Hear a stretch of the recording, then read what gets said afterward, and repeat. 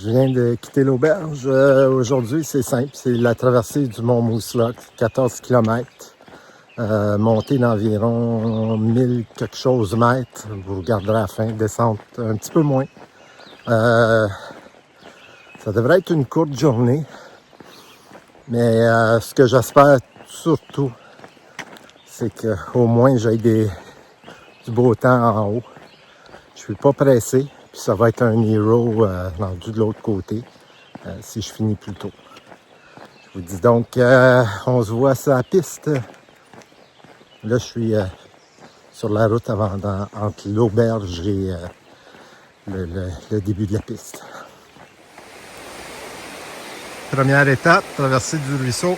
J'ai enlevé mes souliers. J'ai pas le goût de me mouiller les bas tout de suite en partant. Donc, j'ai mes Crocs et je traverse dans le ruisseau. J'essaie la caméra. C'est fait. Donc, les souliers, je mets les chaussettes, les souliers, puis on part. Je n'avais jamais monté Mousseloc du côté sud. C'est pire que du côté nord. Il me laisse environ 200-300 mètres à 20-30%. C'est vraiment du 20-30%. Puis ensuite, ça va tomber à 10%.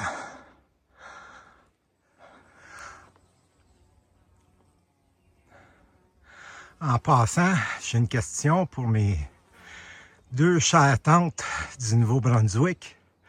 Ça ressemble-tu à ça, Compostelle? Juste curieux.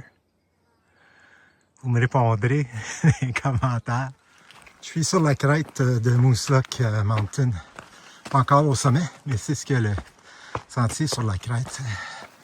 Voilà.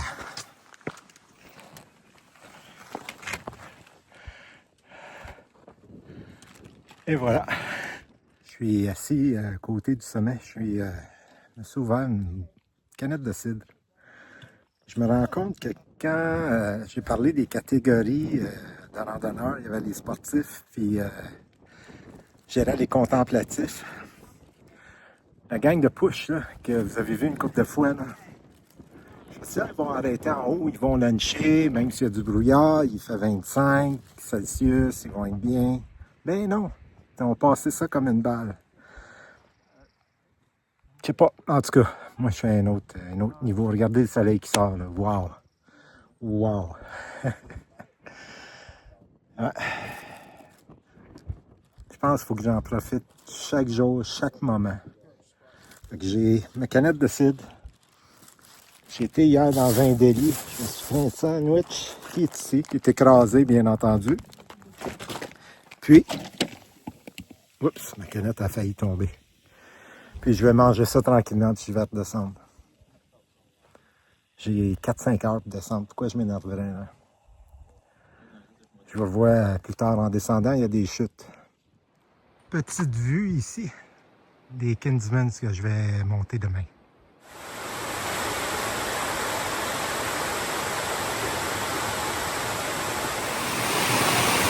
Quand Félix avait 6-7 ans, j'ai déjà monté avec lui ici.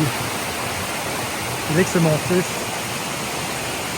Et là, on voit Kinsmans, puis en arrière, on voit Lafayette. Désolé pour le bruit de l'eau, là. Mais ici, c'est un endroit magique pour moi. Il est tard, il est presque 9 heures.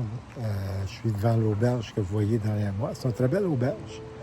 J'ai traversé Mousseloc comme prévu. Puis, un ange de la piste m'a amené à l'auberge. J'ai passé un après-midi relax. Il a plu un petit peu. Pas ça, rien d'autre à ajouter, à part le fait que j'ai perdu mon filtre à eau sur la piste. Ben oui. Il a fallu que Fiston, en s'en venant ici, m'en achète un dans un Walmart, un Live Straw. Il n'y avait rien d'autre. Puis les magasins de sport ici fermaient. J'avais pas le temps d'en acheter. Je vais me débrouiller avec ça pour les prochains jours. Jusqu'à temps que je me procure celui de Jem, qui est le Katahdin Be Free.